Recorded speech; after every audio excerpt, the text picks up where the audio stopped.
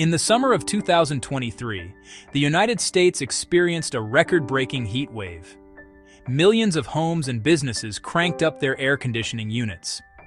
This placed an immense strain on the nation's electrical grid. Yet despite the unprecedented demand, the system largely held. Lights stayed on, businesses remained open, critical services continued without interruption. This remarkable feat of engineering is a testament to the scale and resilience of the modern energy system. It is a complex network designed to deliver reliable power across vast distances. It adapts in real time to the fluctuating needs of a continent. It is, by many measures, one of the greatest technological achievements of the modern era. Yet in that very same year, a different story unfolded. Reports from industry analysts and government agencies painted a concerning picture. They highlighted the increasing age and fragility of the very same infrastructure. Transformers built in the 1970s remained in service, long past their expected operational lifespan. Wooden utility poles, some nearly a century old, showed signs of decay. Substations, the critical nodes of the network, were frequently cited for their vulnerability to extreme weather events. The system that performed so admirably under stress was simultaneously described as being on the brink of widespread failure. It appeared to be both incredibly robust and dangerously fragile at the exact same time. This presents a fundamental contradiction. How can an energy system be celebrated for its reliability while simultaneously being condemned for its decrepitude? If the grid is so old and outdated, why doesn't it fail more often? And if it is so resilient, why do experts issue increasingly urgent warnings about its imminent collapse? The system functions, day in and day out, delivering the power that underpins modern society. But behind this veneer of dependability lies a network quietly falling behind, accumulating risk in ways that are not immediately visible to the millions of people who depend on it every single day. This is the central paradox of our energy infrastructure. It is a system that works until suddenly it doesn't. The outward appearance of stability masks a slow, creeping decay. The successful delivery of power during a heat wave doesn't negate the underlying risks posed by aging components and outdated designs. It simply postpones the day of reckoning. Understanding why our energy systems keep falling behind requires looking past the daily successes. We must examine the invisible forces and hidden incentives that allow this contradiction to persist, pushing a critical system closer to a breaking point that few can predict. One of the most commonly cited reasons for the aging state of our energy infrastructure is the practice of deferred maintenance. This is the decision to postpone necessary repairs and replacements to save money in the short term. Utility equipment, like any machine, has a finite operational lifespan. Transformers, circuit breakers, wooden utility poles. When they reach the end of this period, the most prudent course of action is to replace them. However, replacing functional, albeit old, equipment requires significant capital expenditure. Faced with budget constraints or pressure to keep customer rates low, utility managers often choose to delay these replacements. They hope to extract a few more years of service from aging assets. This strategy is not without its logic.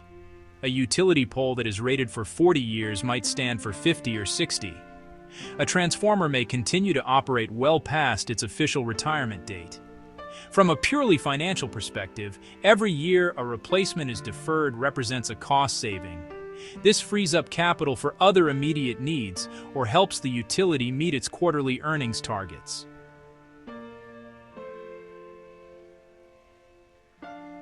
The problem is that this approach treats infrastructure aging as a linear, predictable process. It is not. The risk of failure does not increase steadily. Instead, it can rise exponentially as components degrade. An older piece of equipment is not just slightly less reliable, it is significantly more vulnerable to sudden, catastrophic failure under stress. Closely related to deferred maintenance is the broader issue of chronic underinvestment. While maintenance focuses on repairing existing assets, investment is about upgrading and expanding the system to meet future needs. building new transmission lines to connect renewable energy sources, replacing entire substations with modern, resilient technology, or burying vulnerable distribution lines underground are all examples of capital investment. These projects are essential for creating a grid that is not just reliable today, but robust enough for the demands of tomorrow. However, securing the massive amounts of capital required for these projects presents a significant and persistent challenge for the energy sector. The primary reason for this underinvestment lies in the way utilities are funded and regulated. They must go before a state's Public Utility Commission to justify any new spending that would require an increase in customer electricity rates. This process is often contentious. Consumer advocacy groups argue against rate hikes, seeking to keep energy affordable. Regulators are caught in the middle, tasked with balancing the long-term health of the grid against the immediate financial impact on households and businesses. This regulatory lag creates a fundamental mismatch in timelines. The benefits of a major grid upgrade might not be fully realized for a decade or more. Yet, the cost of that project is passed on to consumers in the form of higher rates almost immediately. It is difficult for a regulator to approve a multi-billion-dollar project that will raise bills for today's customers when the primary beneficiaries will be the customers of the future. This creates a systemic bias toward incremental short-term fixes rather than transformative long-term investments. The consequence is a grid that is perpetually playing catch-up. Instead of proactively building a system for the future, the industry is often reactively patching a system designed for the past. It is an emergent property of a regulatory system designed to prioritize short-term affordability over long-term resilience. While this protects consumers from excessive costs in the present, it inadvertently allows the infrastructure to fall further behind, accumulating risks and passing on even greater costs to the next generation, who will ultimately have to fund the overdue modernization of the entire network. Beneath the surface causes of deferred maintenance lies a powerful, hidden driver, the very structure of utility regulation. Most investor-owned utilities operate under a cost-of-service model where they earn a guaranteed profit on capital expenditures, like building new power plants. But routine maintenance is an operating expenditure. Utilities are reimbursed for these costs, but they don't earn a profit on them.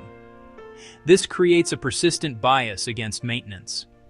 It's often more profitable to let equipment degrade until it requires a full, capital-intensive replacement, rather than perform consistent upkeep.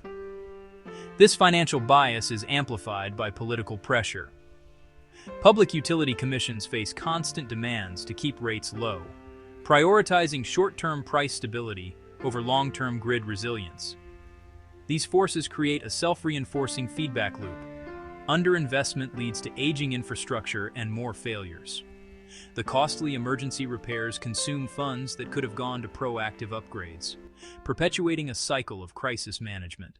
The most immediate and visible effect of an aging energy system is a decline in reliability. As equipment degrades, power outages become more frequent, longer in duration, and wider in scope. For businesses, a blackout means lost productivity, spoiled inventory, halted manufacturing lines. A single hour of downtime for a data center or a modern factory can result in millions of dollars in losses. The total economic cost of power outages is measured not in the millions, but in the tens or even hundreds of billions of dollars annually, a hidden tax on the economy imposed by an unreliable grid. Furthermore, the burden of this unreliability is not distributed equally. It disproportionately affects the most vulnerable populations. During a heat wave, a power outage. In a low-income community, it can become a public health crisis, leaving elderly residents or those with medical conditions without life-sustaining air conditioning or powered medical devices.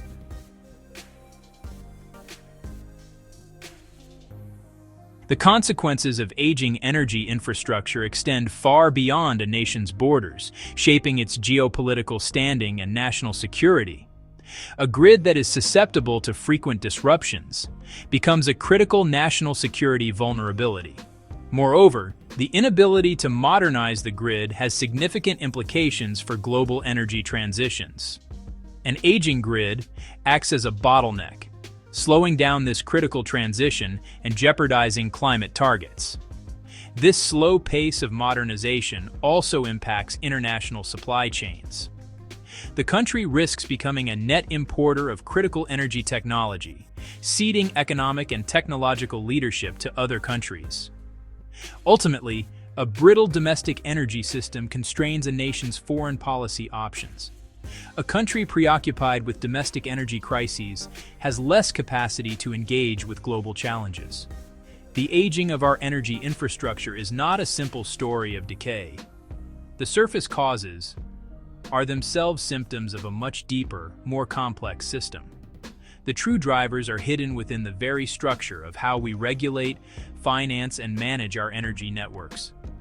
Each actor is behaving rationally within the rules of the game they have been given. The problem is not with the players, but with the game itself. But moving forward presents a fundamental, unresolved tension. A reliable, future-proof energy system versus affordable energy for households and businesses, especially the vulnerable. How do we balance long-term resilience against immediate affordability? Raise rates quickly. Risk heavy burdens on the economy. Keep rates low. Lock in slow decline and far higher future costs. This is the central dilemma. How to pay for the grid of tomorrow and who bears the cost remains the biggest barrier to breaking the cycle of decay.